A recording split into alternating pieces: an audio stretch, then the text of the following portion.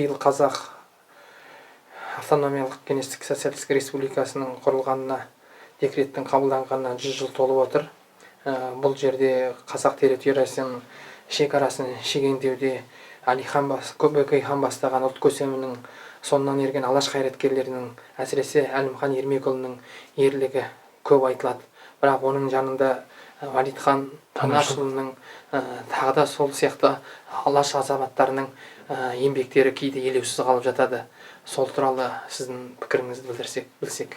Әрине, бұл қазақ жерінің шекаралық межеленуі, аймақты территориялық тұтастығы деген мәселе өте күрделі. Өйткені Әлихан Бөкейхан жер туралы мәселені байыптағанда, жер дегенде дірілдемей болмайды. Жер бұл қазақтың өмірлік мәселесі деген ойлар айтқан. Ал енді шын мәнінде қазақ жерін өйткені ол отарланғаннан кейін Ресей империясын меншігі деп кетті. Одан кейін патшаның тақтан құлауы, қос төңкеріс, міне осындай арпалыс алмағайып заманда Әлихан Бөкейхан бастаған алаш қайраткерлері осы қазақ жерін заңдастыру, шекаралық аймағын айқындауда тарихи қызмет атқарды.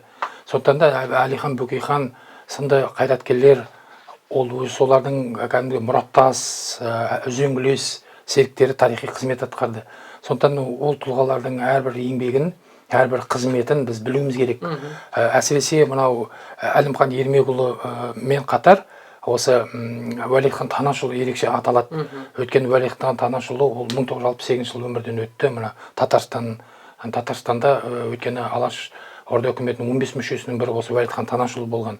Міне сондықтан да ол анау Лениннің алдында қазақ жерін, оның шекаралық аймағын межелеуде, айқындауда бір сүйем жер үшін үлкен айқас болған. Негізі кезінде Әлихан Бөкейхан түптің-түбінде жерге сұрау болатын айқын сезінді.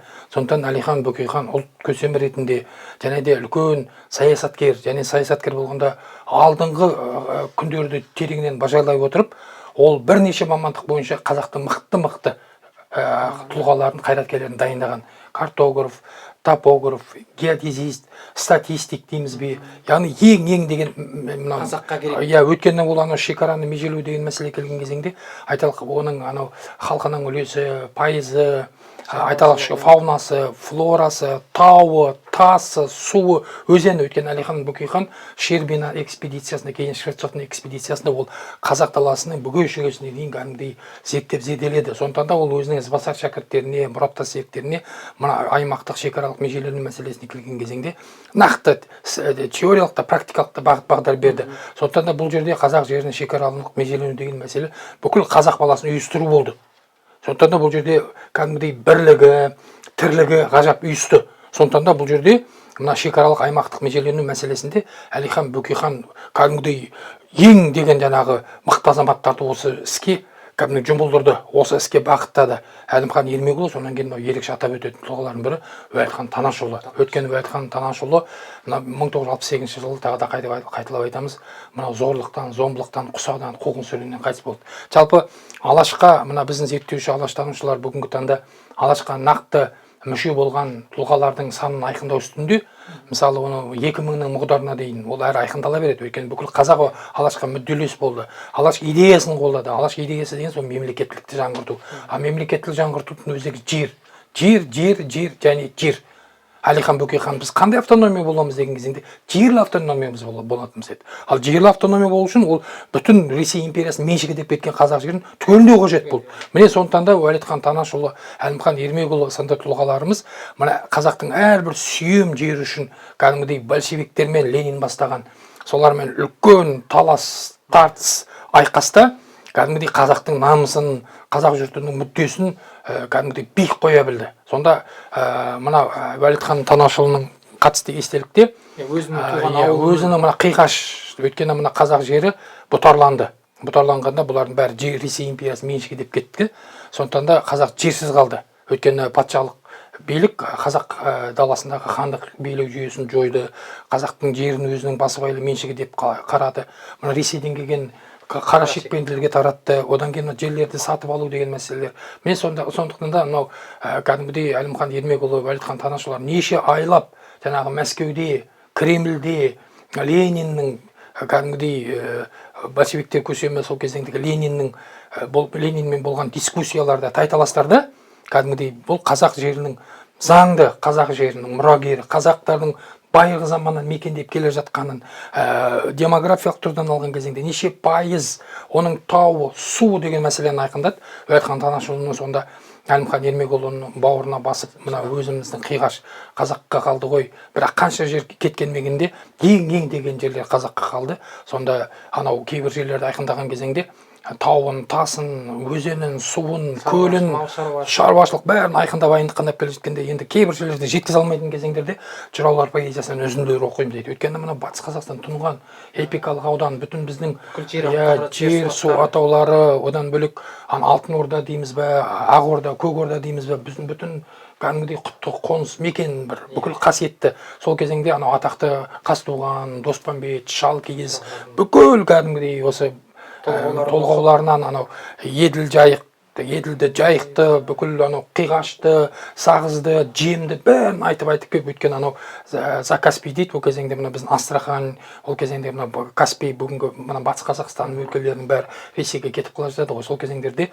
анау Ленинге дәлелдеп, шын мәнінде осы Уәлихан Танашұлы, Әлімхан Ермекұлы бір-бірін құшақтап жыладық дейді ғой. Ана көздегі жастарда сүткен жоқпыз дейді. Бұл қуаныштың жасы дейді. Жалпы алаш қайраткерлері бүгінгі Қазақстан, тәуелсіз Қазақстан Республикасының шекаралық аймақтық межеленуі және де ол Біріккен Ұлттар ұйымы тарапынан, жалпы бүкіл әлемдік қауымдастық тарапынан заңды тұрғыда мойындалған болатын болса, ал осының тарихи бастауында алаш қайраткерлері тұрған біз айтуымыз керек. Бұл тарихи әділдік, бұл мемлекетшілдік дәстүрдегі тарихи сабақтастық.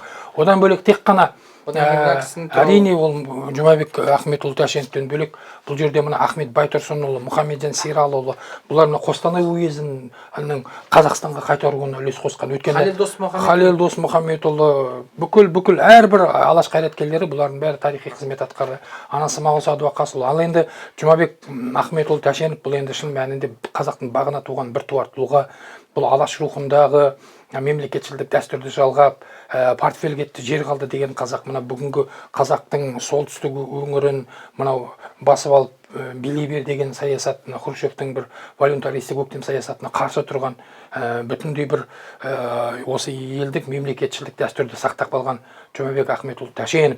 Одан бөлек Жұмабек Ахметұлы Тәшеновті айтқан кезеңде Шахмардан Есеновті де айтуымыз керек. Өйткені Шахмардан Есенов мына батыс өлкелерінің, әсіресе мұнайлы өлкелердің бәрін мына Түркменстанға береміз деген кезеңде де қарсы болған.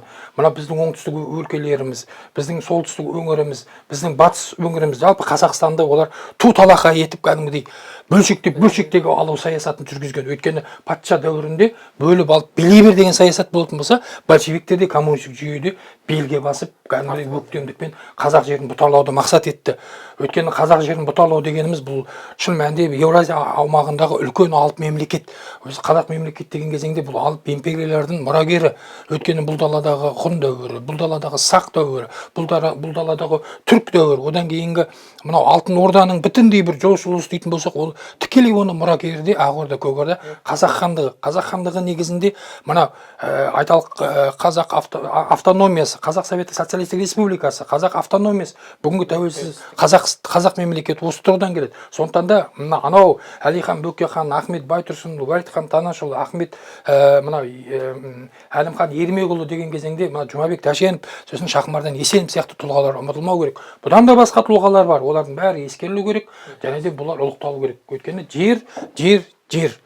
Кез келген елдің болашағы да, оның кемелділігі де, өсуі де, өркендеуі де жермен сабақты. Сондықтан да ол жер мәселесін алаш қайраткерлері күн тәртібіне өткір қойды, мемлекеттік думада да қорғады, большевиктермен болған текетіресте де осы жер мәселесі. Өткені қазақ жерінің тұтастығын сақтап қалу, оның тауы, тасы, өзені, көлі үшін олар ендігі кезекте ата-бабаларымыз найза алып ел мен жерді қорғаса, кәдімгідей білікпен қорғайтын заман келді. Сондықтан алаш қайраткерлері білікпен қорғап осы жерді кейінгі ұрпаққа аманаттады. Сондықтан бүгінгі таңда біз осынша жеріміз бар, осыншама орын аламыз деп мақтанып жүретін болсақ, сол мақтаныштың ар жағында кімдер тұр дегенді біз әрбір саналы азамат білу керек.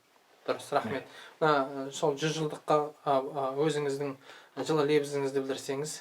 Енді ол міне осы 26 тамызда Қазақ Автономиялық Советі Социалистік Республикасы туралы декреттің қабылдағанына 100 жыл. Бұл мемлекетшілдік дәстүр, елшілдік ұстаным, бұл ұрпақтар сабақтастығы. Жалпы мемлекетшілдік дәстүрсіз, мемлекетшілдік ұстанымсыз тарихи сабақтастық болмайынша ол қандай да ол оның тамыр жайып кетуі неғайбыл. Сондықтан да кезінде алысқа бармайық. Мүденің кезінде мысалы барлық байлығынан береді жер үшін дейді. Мүдек. Ал енді мүденің тамыры қай жерде? Ар жақтағы айталық жаңағы күлтегін, білке қаған, тоны көк дейтін болсақ, бұлардың бәрі жаңағы жер үшін. Сондықтан енді айталық енді ол құтты қоныс деген сияқты біздің Алтайда адамзаттың жер үйек, жеделбайсын бәрі осы қазақ. Астана бүгінгі мына жердің өзін қара өткел деп кезінде Астана қыламыз дегенді осы алаш қайраткерлер айтқан. Сондықтан жер ұлттың бағы, жер ұлттың өркендеуі. Ал енді ол үшін айталық 20 ғасырдың басында күрескен, жанын берген, сол жолда өзінің бүкіл ғұмырын сарп еткен тұлғаларды қастерлеуіміз керек, қадірлеуіміз керек. Әрбір ұрпақ оны білу керек. Ол білу үшін міндетті түрде жоғары білім алу шарт емес, оны білу үшін міндетті түрде университетте оқу шарт емес. Оны әрбір қазақтың баласының санасына кәдімгі күнделікті балабақшадан бастап кез келген сыныптарда санасына құйылу керек. Өйткені бұл жерге ертең кім ие болады? Бұл жер қалай келді? Оның бәрі оңай келген жоқ. Ештеңе аспаннан салбырап түскен жоқ. Өйткені бүгінгі таңдадағы үлкен саяси катаклизмдер, үлкен саяси қақтығыстардың түп өзегіне бәрі жер. Сондықтан ол қазақ жері ұлан ғайыр байтақ дейтін болсақ, оны осы біздің ата-бабаларымыздан, бабаларымызға, баласына осылай тарихи сабақтастықпен келді. Сондықтан бұл мерейтой елдің мерейін еселеу керек. Бұл мерейтой тойлайтын ғана емес, бұл ойланатын, осы үлкен қастерлейтін күн деп бағалаймыз. Рахмет сізге.